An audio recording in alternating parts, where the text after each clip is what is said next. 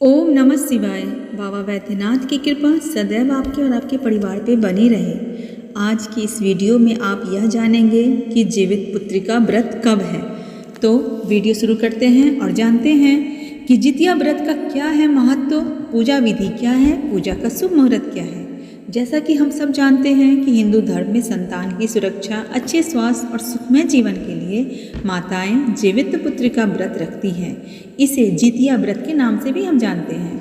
यह व्रत आश्विन मास के अष्टमी तिथि को रखा जाता है। इस दिन माताओं द्वारा अपने बच्चों की लंबी आयु, अच्छे स्वास्थ्य और सुखमय जीवन की कामना के लिए उपवास भी किया जाता है, जो कि बहुत कठिन होता है। यह कठिनतम व्रतों में से एक माना जाता है। यह व्रत 3 दिनों तक चलता है। इसमें नहाय खाए से लेकर निर्जला उपवास और पारण तक की परंपरा निभाई जाती है। जितिया व्रत का जो पूजा का शुभ मुहूर्त है और इसका तिथि क्या है, उसके अनुसार अगर हम बात करें, यह वर्ष 2025 में जो इसका आरंभ है वो 13 सितंबर को नहाय खाए के साथ शुरू होता है और इसके बाद 14 सितंबर रविवार को महिलाएं पूरी विधि विधान से जीवित पुत्रिका का व्रत रखेंगी और उसके अगले दिन यानी 15 सितंबर को व्रत का पारण करके व्रत को संपन्न किया करेंगी। जिसमें 13 सितंबर को नहाय खाए है, 14 सितंबर को वह पूरे दिन पूरी रात का उपवास रहेगा और 15 सितंबर की सुबह का व्रत का पारण का समय है। तो इस तरह से यह व्रत पूरा होता है। इस व्रत में कहते हैं कि व्रत जो करते हैं उन्हें व्रत की इस पूजा विधि को भी जाननी चाहिए। तो पूजा विधि जो है वो इस तरह से है कि इस व्रत से एक दिन पहले नहाय खाए की परंपरा निभाई जाती है। इस दिन महिलाएं सात्विक भोजन बनाकर पितरों और पक्षियों को भी अर्पित करती हैं। व्रत के दिन सूर्योदय से पहले स्नान करके महिलाएं निर्जल उपवास का संकल्प लेती हैं। पूजा के लिए घर के स्वच्छ स्थान पर गोबर या मिट्टी से लिपाई कर एक छोटा तालाब बनाया जाता है। उसमें कुशा से भगवान जीमूतवाहन की प्रतिमा स्थापित की जाती है।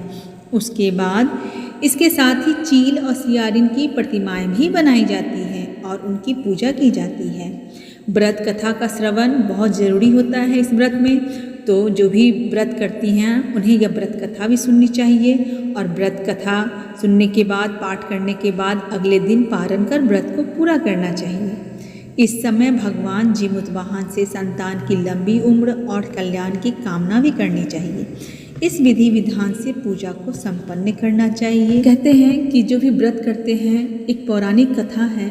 तो धार्मिक ग्रंथों के अनुसार माना जाता है कि यह व्रत की शुरुआत कलयुग में हुई थी। कथा के अनुसार जीमूतवाहन नामक एक राजा ने एक स्त्री के पुत्र को बचाने के लिए स्वयं को गरुड़ देव के भोजन के रूप में प्रस्तुत कर दिया।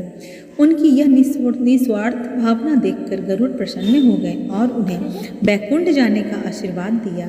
साथ ही उन्होंने अन्य बच्चों को भी पुनर्जीवित कर दिया। तभी से यह परंपरा प्रारंभ हुई कि माताएं अपने बच्चों की सुरक्षा और दीर्घायु के लिए जीमूतवाहन देवता की आराधना करते हुए उपवास रखती हैं, पूजा को विधि विधान से करती हैं।